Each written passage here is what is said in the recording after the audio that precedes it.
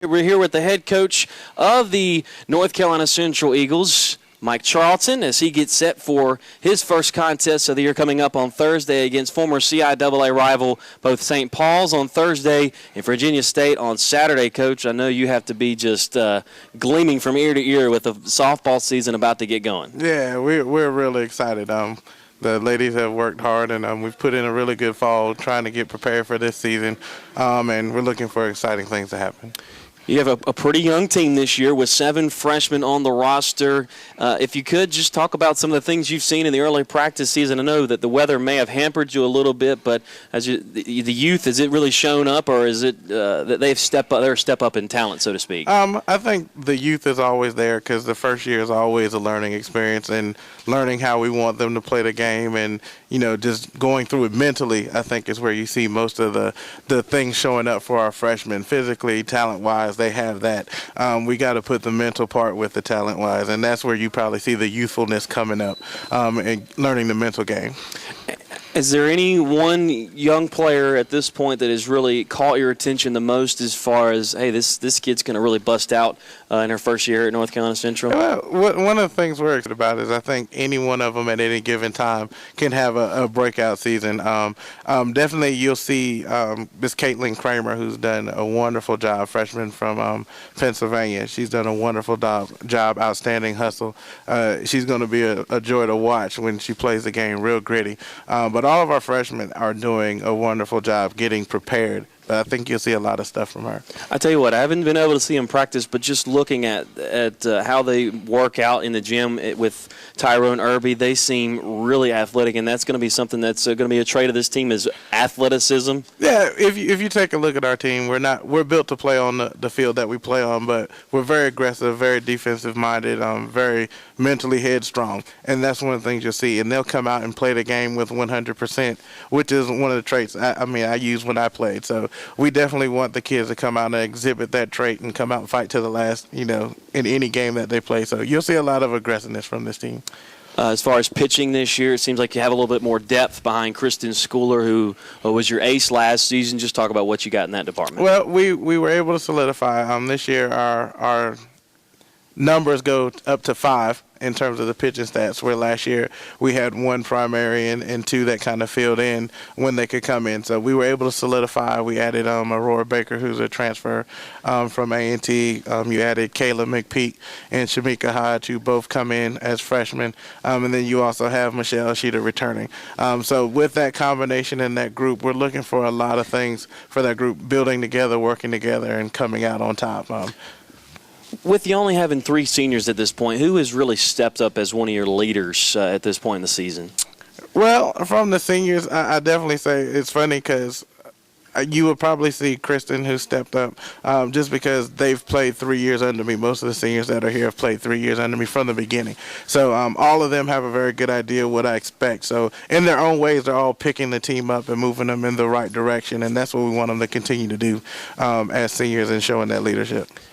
Not even really talking about last season's record, but it's nowhere near indicative of how close you really were. There were a lot of contests that it was close going into the 3rd, 4th inning, and then mistakes here, mistakes there really cost you. Is that just part of that transition this year? You might not see as many mistakes in the critical times. Yeah, I think that has a big part to do with it. One of the things we wanted to make sure we adjusted over the years is that you might not always see it in the win column, but if the numbers are changing, then they're all going to turn into wins. And one of the big differences between my first year's team and last year's team was in the numbers. And the numbers were completely different for the team last year. So you're right, the record wasn't indicative of the type of success that team has. So we want to continue to change the numbers around. And as you change the numbers, it's going to change the wins and losses on the other side.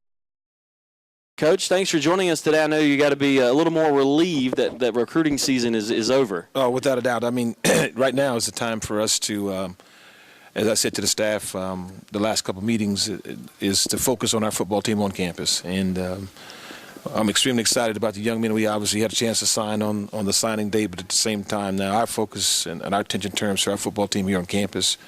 We got a lot of outstanding young football players returning, and so we look forward to this upcoming season. All right, we're going to try to go through as many of the athletes as we can, and we'll start with the wide receiver for Winston-Salem, North Carolina, Dennis Aline.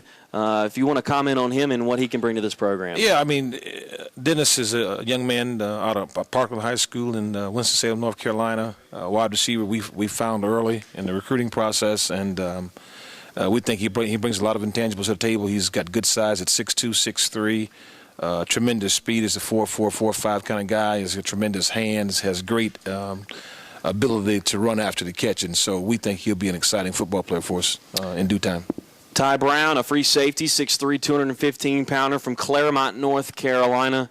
Comment on him. Well, Ty is an amazing young man. He was on a state championship over Newton Conover, and we actually kind of found him late. And Coach McGlinchey, Mike McGlinchey, did a great job of going out and seeing him, and had a chance to watch him on film. And I tell you what, this young man made it happen. I mean, he's a big safety at 6'3", 215 pounds, and that's probably undersized. He's probably more like 6'4", 6'5", but I tell you what, he has a lot of intangibles. He can not only play free safety, he can play strong safety, he can be a wide receiver.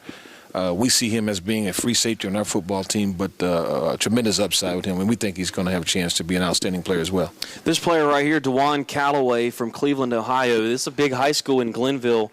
Ted Ginn's father coaches that school. That had to be a big pickup for you guys. Oh, no question. I mean, give Coach Ginn some credit. I mean, he's the one that really kind of led this young man to us and made a few phone calls and really called our recruiting coordinator, Kwame Dixon, and talked to Kwame about this young man wanting to leave the Cleveland area and really come down south and play football. And I tell you what, this is a tremendous get for us because he had some other opportunities.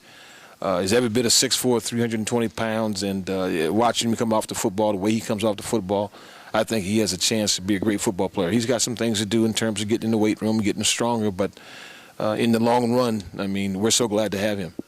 Andre Clark, a 5'10", 220-pound running back from Malden, South Carolina, from one of the bigger football schools in that state, had to be another good get for you. Oh, I tell you what, a tremendous get by Coach Gladden. This young man, I watched him on tape, the staff watched him on tape at 5'10", 220 pounds. First of all, when he walks in the door, you can tell he's a running back. I mean, he looks like a running back. He's really put together. He's got a great physical-looking body, and he runs with tremendous body lean, a very physical runner, and at the same time has tremendous speed. And so I look for this young man to really be the guy after Tony and Tim Schenkel leaves here next year, to be the guy that really takes that running game to a new level. And the next player, Riker Goodell, a 6'1", 220-pound linebacker from Woodstock, Georgia. If you could talk about him real quick. Well, Riker, young man, again, we watched on tape, and we thought at some point during the process that he may be the best linebacker on our tape and on our recruiting board. And for us to be able to get into that high school, it's a first-timer for us in suburban Atlanta. He comes from a great family. Tremendous upside because I tell you what, he can play a lot of different positions as well in terms of linebacker. He can also play on the perimeter. So we think Riker is a very physical football player, and we like the things he brings to the table.